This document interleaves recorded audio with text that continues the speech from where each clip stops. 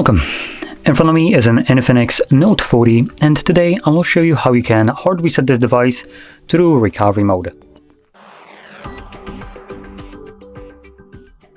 Now, before I get started, I am going to quickly mention that doing so will allow you to get rid of a screen lock. So if you have one set that you don't remember, this will remove it. It also removes all the other data. I do want to point that out. But obviously, if, for instance, your child set up a screen lock that you don't know, you can reset it. And as long as you know your Google account, you're good to go. If you don't, you'd kind of be stuck in this setup screen that you just cannot ever leave without providing either the screen lock or the Google account.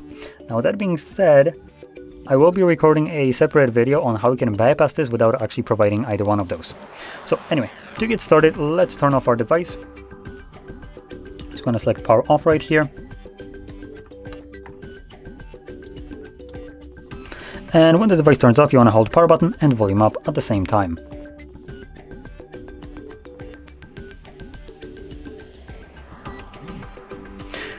Once the INFINIX logo shows up, you can let go of the power button, but keep holding volume up.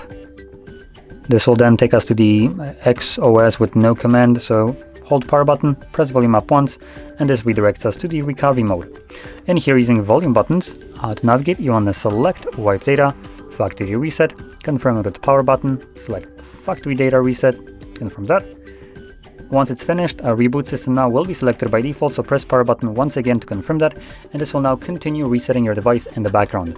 Because it is continuing the reset, it will take the device a little bit longer than usual to boot back up, but once it's finished doing whatever it's doing in the background, we will be presented with Android setup screen. So I'll be back once that is visible for me.